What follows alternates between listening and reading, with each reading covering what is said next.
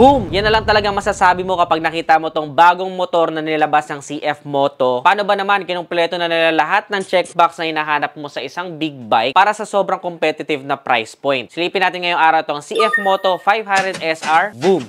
Hello, fly G coming through. Nice to meet you, glad you came through. Like your style and you know you got moves. You spit game and you know you spit smooth. Glad you came, it's best you come and stay.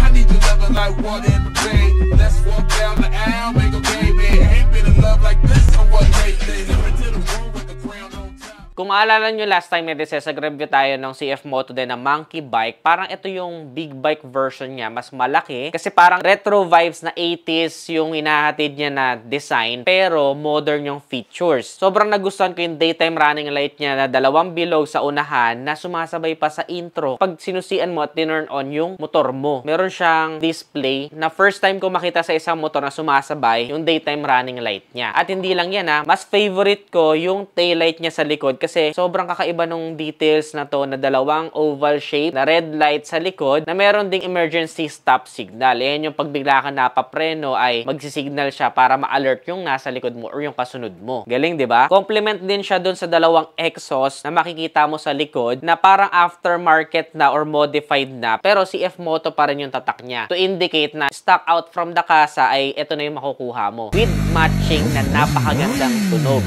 kapag ni-rev mo na. Bakit? Kasi inline 4 na po siya. Tama yung narinig ninyo. Yan naman yung pinaka-favorite natin kasi satisfying talaga yung inline 4. To be exact, meron siyang 4 strokes, overhead cam. Syempre, dapat liquid-cooled na, mabisa sa mahabang biyahe. Naka 4-cylinder at 499cc. So, medyo papasok pa rin siya sa beginner category. Pero at the same time, hindi mo kaagad ma-outgrown yung big bike mo or mabibitin sa performance nito. Galing, di ba? Yan kasi yung kadalasang marami nagtatanong sa akin kung ano daw yung magandang big bike for beginners. At the same time, para naman sa mga Asian height na kagaya ko, ay meron din tayong interchangeable seat or pwede kayong mag-swap ng seat. Depende sa height ninyo. Merong 785mm. Naabot naman ng kagaya ko na 5'4". Pwede rin kayo mag 795mm all the way up to 815mm kung medyo matangkad naman yung rider. Galing, di ba? May option pa tayo sa mga ganyang bagay. Napakahalaga niyan sa ating rider kasi gusto natin yung maximum comfort at ma-maximize yung experience natin. Di pa dyan natatapos yung ganda ng design niya kasi on the side view, yun yung parang sa akin na favorite ko na view niya. At pati yung mga side mirrors niya ay naka-bar end na rin yung stock. Pero kung gusto mo naman ng traditional na side mirror na nandun sa unahan, ay meron pa rin tayong mount doon na abang. Pwede nyo pa rin naman palitan. Yung pinaka-headlight niya, hindi yung dalawang bilog dahil daytime running light lang yun. Kundi nandun pa sa pinaka-ibaba na LED na rin. Kaya malinaw na rin sa night ride. Hindi lang to basta Japorma, kaya rin mag-perform nito dahil 0 to 100 ay kayang abutin ng 8 seconds lang. Depende pa yan. Siguro kung mas magaan yung rider, pwedeng mas mabilis pa doon yung maabot. Paano ba naman? Meron tayong 58 kilowatts at 12,500 RPM na maximum power at very torque din ito with a maximum torque of 49 Newton meters at 10,000 RPM. We also have 12:1 na compression ratio at bore and stroke na 63 by 40.1mm.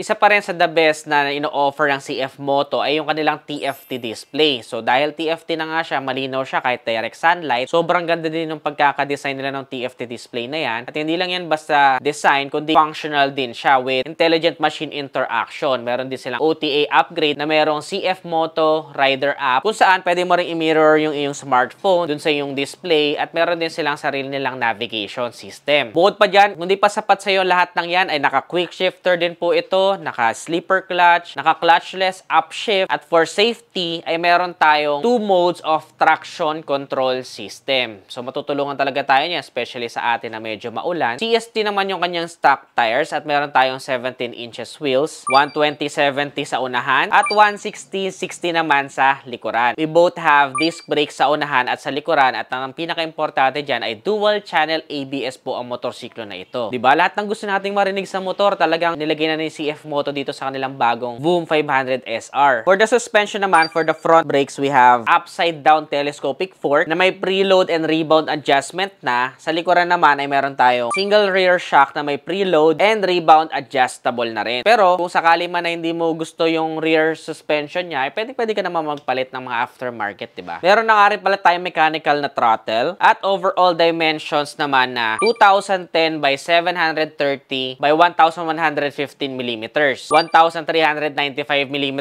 naman yung kanyang wheelbase at wala pang 200 kg yung kanyang timbang. 194 kg lang to be exact. Napakalaki din po ng kanyang tangke na merong 15.5 liters. Para sa actual na fuel consumption, abangan ninyo, baka soon ay makapag-test drive tayo nito at bibigyan ko kayo ng test drive experience. Make sure nakasubscribe para mapanood mo yan. Zephyr Blue at Nebula White yung available colors para dito sa CF Moto 500 SR Boom. At para sa presyo, meron lamang po itong SRP ngayon na 383,900 pesos. O diba, para sa lahat ng sinabi natin, wala ka na halos hahanapin pa. Lahat ng checkbox na hinahanap natin sa isang big bike ay pinagsama-sama na sa iisang motor. And marami na rin namang napatunayan si CF Moto previously dun sa kanilang mga nilalabas na big bike. So pagdating sa reliability ay nakabuild na rin naman ng pangalan itong si CF Moto. Para sa inyo netizens, sulit ba itong 500 SR Boom? Ano pa kaya mga ibang motorsiklo or sasakyan ang gusto nyo i-review natin next vlog? Comment your suggestions below. Huwag nyo kami kalimutan i-visit dito sa aming Nedi Shop na located sa Santa Rosa, Laguna. Available sa Google Maps or Waze, or pwede nyo kami supportahan sa aming Shopee Nedi Shop. Saan kayang motorsiklo maganda i-compare itong si 500 SR Boom? Bagawa natin ang comparison video yan. Comment nyo sa baba. Nagustuhan mo to, don't forget to give this video a thumbs up, subscribe. Again, this is Ned Riano. Always keep it cool, ride safe always.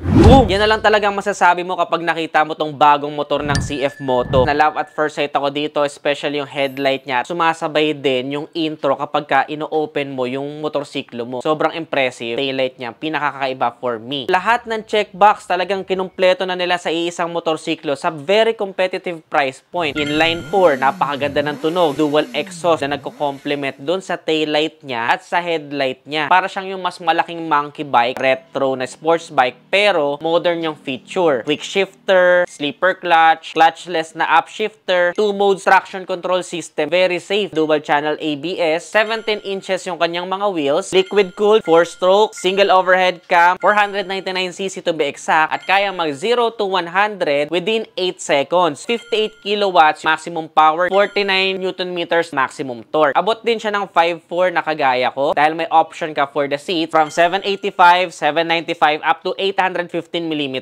Depende sa height mo. The best when it comes to TFT display, intelligent machine interaction, screen mirror OTA upgrade with CF Moto Ride App. Bar and side mirror, 15.5 liters. Hindi to friendly para sa mga nag-aangkas. It is made as a sports bike, naka-upside down telescopic for reload and rebound adjustable pa. Yung taillight niya ay meron pang emergency stop signal. Para sa presyo ng 383,900 pesos, sulit ba itong Boom 500 SR?